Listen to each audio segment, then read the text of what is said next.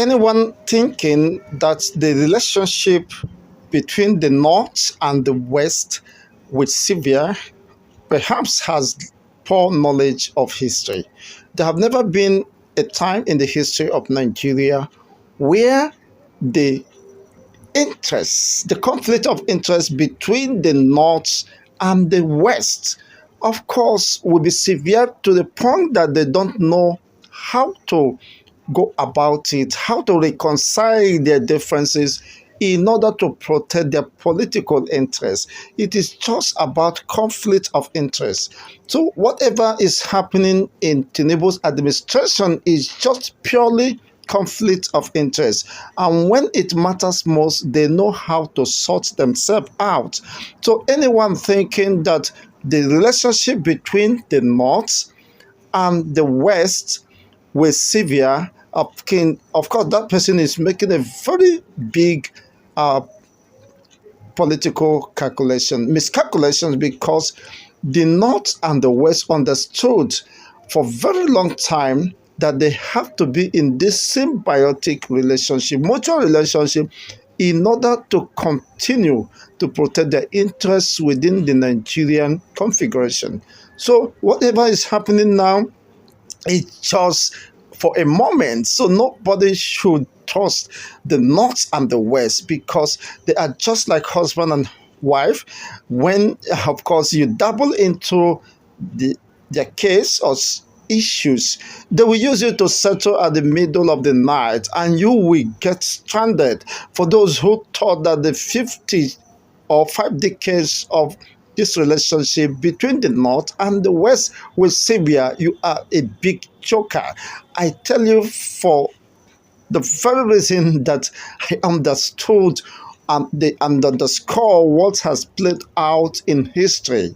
As old as Nigeria, you understand that the West are more comfortable to form political alliance for the benefit of economic benefits, and of course enjoy some political benefits and compensation as well. So this symbiotic or mutual relationship between the North and the West has become more or less like an affinity, and they have enjoyed this affinity for long. So whatever is happening now, it's just a mere political conflict of interest, and they know how to settle their scores when it matters most. You might not be there. So anybody from the eastern part or the supposed south region who think that this will be an end of the relationship between the North and the West, he should have a rethink, because these are mere distractions. When it matters most, you see them understand themselves. Even as it stands now, Tinubu have sold Nigeria to International Monetary Funds and the World Bank. So anybody thinking that hunger, starvation will end soon is just living in the world of fantasy. It's just dreaming. So hunger, starvation is not going to end anytime soon. In fact, forget about profiling solutions to this, because the government in power have demonstrated the lack of capacity and the direction in confronting these nagging issues, of course, decisively. They have run out of idea. So how will this government survive?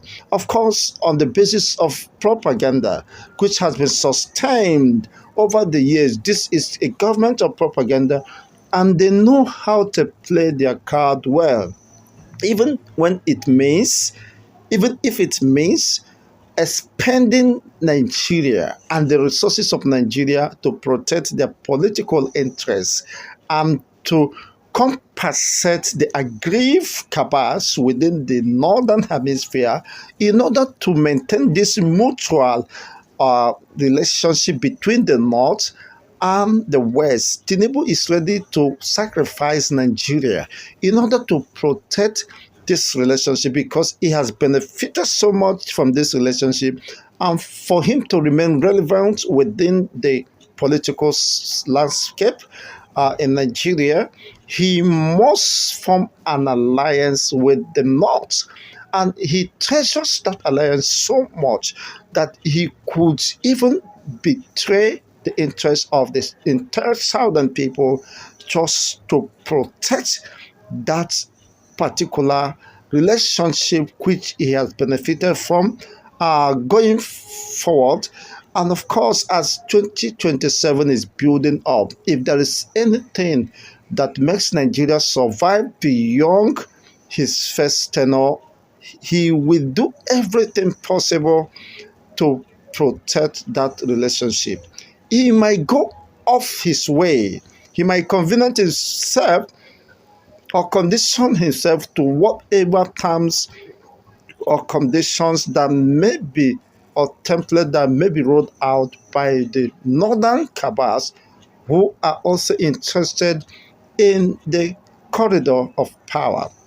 So, having seen what played out of most recent, have shown, of course, that these people are well interested in holding on to power or perhaps being given that relevance and recognition. So that is what the northern cabals needed from Tinubu, and they have a price. And Tinubu understands this very clearly and will play the card along with them because he cannot afford to lose 2027 just as the tension is building up.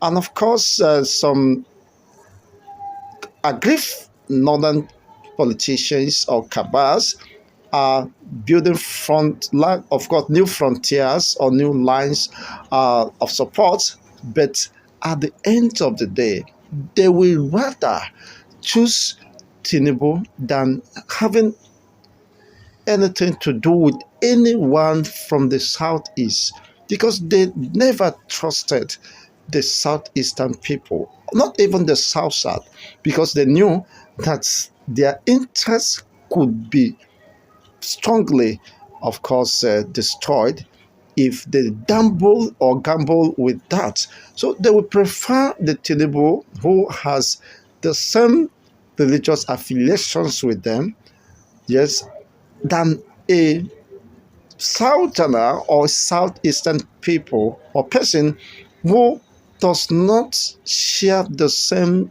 religious ideology or do not believe, of course, in the same religious faith with them. So they find it very comfortable to accept the person of Tinubu and perhaps the conditions that might be given to him. If he eventually accepts that, that will, of course, will make them pile low and go on with Tinubu. He might become so very uh, interesting that Tinubu might be given an option to drop Shetima and opt for, of course, another vice presidential candidate. Possibly, this might be the turn of Erufai. If that condition is given as the only way to support the North to give their support to Tinubu to ensure his re-election bid, Tinubu will make that sacrifice. He will sacrifice the entire southern interest to please the Fulani oligarchy and of course the northern cabals who he understood without them he wouldn't have, of course, clinched to power. He wouldn't in his lifetime dream of becoming the president of Nigeria. So having paid allegiance to the Western world as stood to the Western world, what he needed to do to perfect his card and strategy was to form alliance and by way of giving some level of considerations and perhaps monetary compensations or inducement to the northern cabals who eventually will allow him to skate through. So they believe that a northerner is more comfortable with the southern or northern western person or southwestern person, especially when he shares the same religious belief with him, or they are of the same religious faith, than trusting who they consider as an infidel, as a haram, as a taboo, and trusted him under any circumstances. So, for those who think that the relationship between Tinubu or the West and the North with Syria, they should go to sleep, because this is politics. And in politics, it is only the conflict of interest that drives. They do not consider the welfare of the citizens. They do not consider the welfare of Nigerians. They know how to settle their cards, of course, and at the end of the day, protect their interests and not project the interests of the masses. So, if the interests of the masses will be thrown out, trampled upon to keep themselves within the corridor of power, consider that done. So, anybody thinking that this current politics, Nigerian political space, will allow this West, of course, to severe with the North is just wasting time. These are mere distractions. They understand themselves better.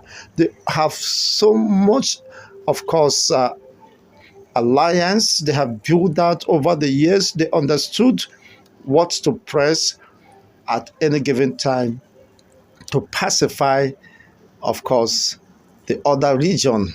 The North have enjoyed this relationship for long, for decades, and they cannot afford to miss it. Likewise, the West. So Tinubu understood this, and this is what played out during the last presidential election, that Erufai stood his ground because of the relationship or agreement reached with Tinubu and the West. They were able to, against every odd, make sure that Tinubu emerges as the president of Nigeria, even against the collective will of the majority of Nigerians. That is what played out. Of course, along the way, somehow there was miscalculations, or uh, some persons claim or seems to be playing so smarter than the others, that Erufai was came out of events, but that does not mean that he has lost his entire relevance as far as the northern control is concerned. So he might be somewhere pressing the bottle and waiting for the right time, of course, to present his arguments or case against Tinubu, which I strongly believe that Tinubu, being the Maradona, being someone, a political juggernaut, a political Maradona who will not spare anything, of course, to make sure that he pacifies the North or the aggrieved Northern people by doing whatever, of course, within his reach to get them on his side. He did it in the past, and now he is in the helm of affairs.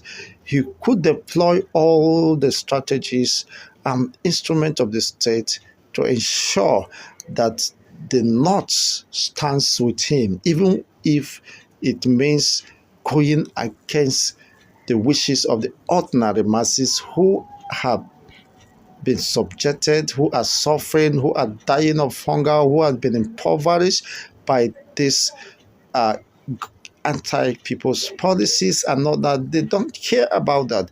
He has the money, he has the resources of the country at his disposal, and of course will utilize them to his own advantage.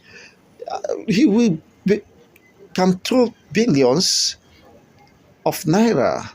He knows how to do that. He has been doing that. He knows how to navigate, to lobby his way through. So I don't see that, of course, possibility of the North severing relationships severing with the West. It is not possible. I mean, if Nigeria remains one, if the contraction Nigeria remains, of course, beyond his first tenure, whatever happens, some are arguing that Tinubu is a one-term president. It is just a mere distraction. Look at Gumi, who said he's going to sponsor the entire northern populace, of course, to protest against Tinubu. What happened? Almost at the nick of time, he changed his mind. Many others changed their mind. What does that tell you? That when certain things exchanges hands, when they're priced, they're able to name their price. Of course, Tinubu will be there, of course, to give them what they needed to eat, because it's just a conflict of interest. What will come to me, what will get to my pocket. It is not about the masses. Unfortunately, most of them, after being lobbied, you see, could not control the ordinary masses. The masses also troop to the streets to protest. And of course, some persons may have sponsored that in order to tell or send some signal to Ahmed Bola Tinubu that he should not think that he have won whatever smartness, or he have outsmarted them in the past, that they are still wielding some level of influence in the north. So they ensured that the people protested as a way of registering their presence and dominance within the north. You see, but whatever happens, the north and the west will rather reconcile their differences than forming alliance with the southeastern people or the south, because this is very clear. They never trusted, for every whatever reasons best known to them, and southeasterner is considered as an arona or an infidel, as the case is. So they prefer somebody who, no matter what, they can get his attention and possibly, through any means possible, draw his attention to their nagging needs, and perhaps might have an overriding influence against the person. So they have understood that they could possibly control the West, or have a sort of compromise, for the very reason of protecting their collective interests against any other region which they consider to be an enemy, or perhaps people who could not be trusted. Not, I mean, people who cannot protect their political interests or dynasty. So that is very important that we should take note, just as the IMF and of course the World Bank is detecting for its government on how to form its policies, regardless of the negative impact of this. Once Tinubu agrees with the Western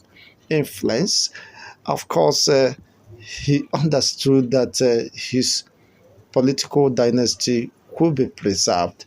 And what he needed to do is just to play the card with the North, of course, give them what they need, and you see, everything will go. So don't think that the battle is lost. No, they are strategizing, meeting themselves, they have access to how to reach the aggrieved persons, and at the end of the day, he will send his emissaries to go and lobby them and eventually win their hearts. Of course, that will not come without a price, but he's willing to pay the price. So it is very important. The unfortunate thing is only the gullible or vulnerable masses that are becoming victims of this conspiracy among the not the political elites. They knew how to maneuver and manipulate the masses using, of course, the instrumentality of religion, ethnic uh, bigotry, and whatever they believe would deceive the gullible ones, divide and rule has been the game.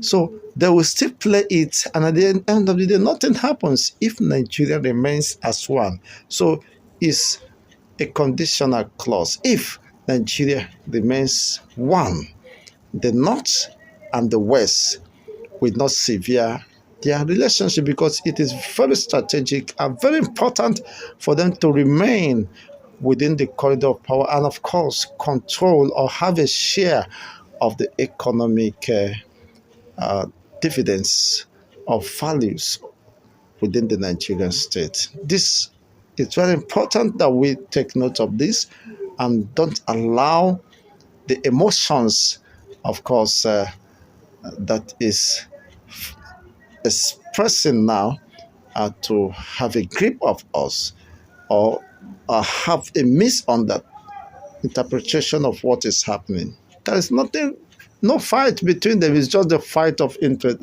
You are taking it all. This one said, why are you not giving me part of this? This is just what they know how to resolve that. And unfortunately, the people will be the one to continue to suffer, not on the people rise to take what belongs to them. Well, only time will define how sincere and committed are the Nigerian masses to their freedom.